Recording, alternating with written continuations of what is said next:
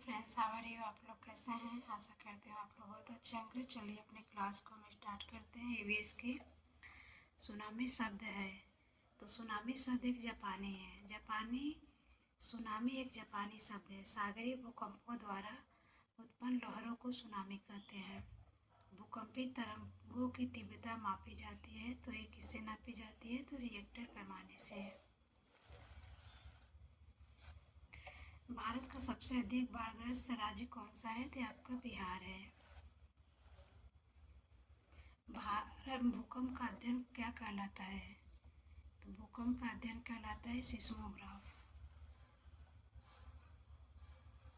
राष्ट्रीय भूकंप विज्ञान का आंकड़ा केंद्र अवस्थित है। तो कहाँ अवस्थित है? नई दिल्ली में।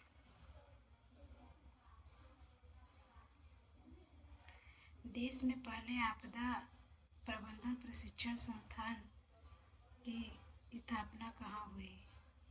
तो ये आपका महाराष्ट्र में हुआ था।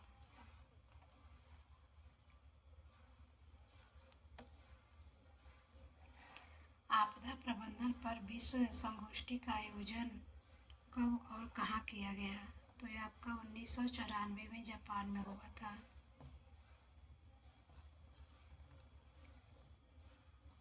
राष्ट्रीय आपदा प्रबंधन संस्थान ने भारत को कितने भूकंपीय क्षेत्रों में बांटा?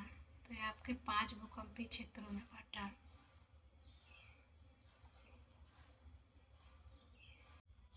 सुनामी का कारण क्या है? तो सुनामी का कारण समुद्र तल में भूकंप है। सुनामी समुद्र तल में भूकंप के कारण उत्पन्न होती है।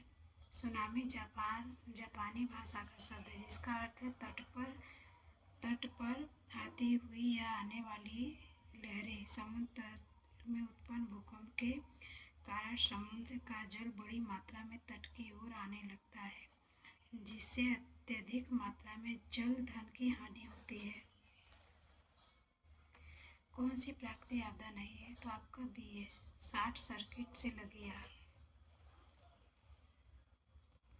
प्राकृतिक असंतुलन के कारण घटित घटनाओं को प्राकृतिक आपदा कहते हैं, जैसे भूकंप, सुनामी एवं चक्रवात। भूकंप की तरंगों को निरूपित करता है। तो क्या निरूपित करता है? तो सिस्मोग्राफ।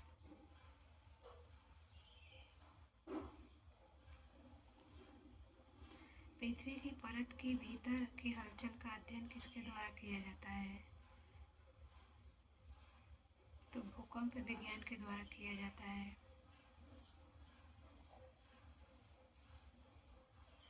भूकंप विज्ञान में भूकंपीय लहरों का सिस्मोग्राफ यंत्र द्वारा अंकन कर अध्ययन किया जाता है। यह ऐसा प्रत्यक्ष साधन है जिससे पृथ्वी की आंतरिक हलचलों के विषय में पर्याप्त जानकारी उपलब्ध होती है। अतः समुद्री भूकंप पर्यावरणीय प्रभाव जैसे सुनामी के रूप में भी दिखाई देता है। सुनामी नाम किसे दिया जाता है? तो समुद्र के नीचे की तरंगों को। समुद्री तूफान को जापानी भाषा में सुनामी बोलते हैं, यानी बंदरगाह के निकट की लहर। ये लहरें बहुत लंबी, सैकड़ों किमी चौड़ाई वाली लहरें होती हैं।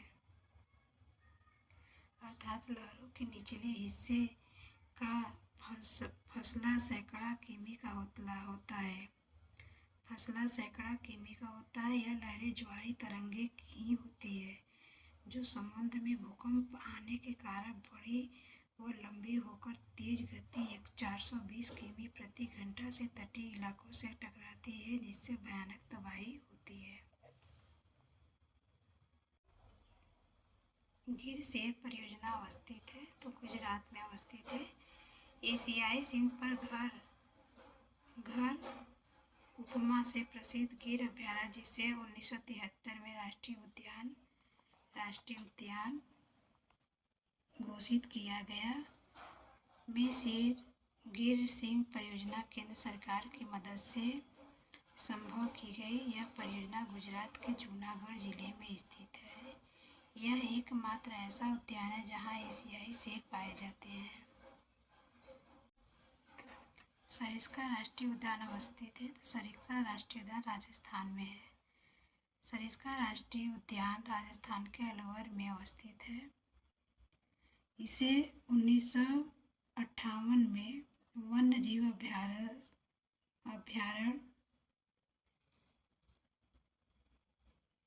अभ्यारण्य घोषित किया गया तथा 1979 में टाइगर रिजर्व के रूप में प्रोजेक्ट टाइगर में शामिल किया गया। भारत में प्रोजेक्ट टाइगर आरंभ किया गया तो 1973 में किया गया था। भारत के राष्ट्रीय पशु बाघ के संरक्षण के लिए भारत सरकार ने 1973 में प्रोजेक्ट टाइगर शुरू किया।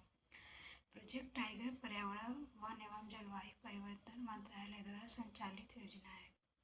यह उन राज्यों को सहायता प्रदान करता है जहां बाघ संरक्षण रिजर्व है। भारत में अभी 50 टाइगर रिजर्व है, जिसे उत्तराखंड का राजाजी टाइगर रिजर्व 48वां तथा ऑरेंज टाइगर रिजर्व 49वां जो असम में स्थित है तथा 50वां कामलांग अरुणाचल प्रदेश में है।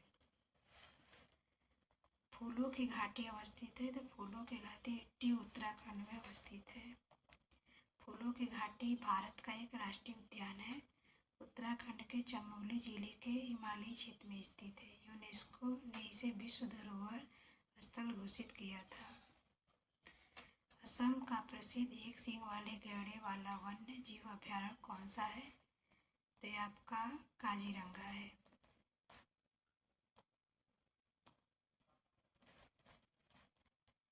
निम्नलिखित में से किस जनपद में चंद्रप्रभा वन्य जीव अभ्यारण्य स्थित है? तो ये आपका चंदौली में स्थित है। उत्तर प्रदेश के चंदौली जिले में चंद्रप्रभा वन्य जीव अभ्यारण्य स्थित है। चंद्रप्रभा वन्य जीव अभ्यारण्य की स्थापना 1957 ईस्वी में हुई थी। इस अभ्यारण्य में विभिन्न प्रकार के जीव जंतु पाए जाते हैं। किस राष्ट्रीय उद्यान को पूर्व में हेली राष्ट्रीय उद्यान कहा जाता है? तो आपका इसमें कौन सा होगा? तो जिम कॉर्बेट राष्ट्रीय उद्यान होगा। जिम कॉर्बेट राष्ट्रीय उद्यान को पूर्व में हेली राष्ट्रीय उद्यान कहा जाता था।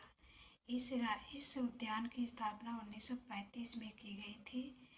1947 में इसका नाम रामगंगा राष्ट्रीय उद्यान रखा गया था तथा 1957 में इसे जिम कॉर्बेट राष्ट्रीय उद्यान के नाम से जाना गया। यह उद्यान वर्तमान में उत्तराखंड के नैनीताल में स्थित है। कुछ परीक्षा दृष्टि से भी देख लेते हैं।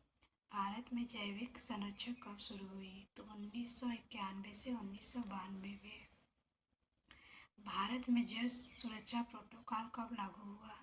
तो 2003 में। भारत में पर्यावरण संरक्षण अधिनियम कब लागू हुआ? तो 1980 में।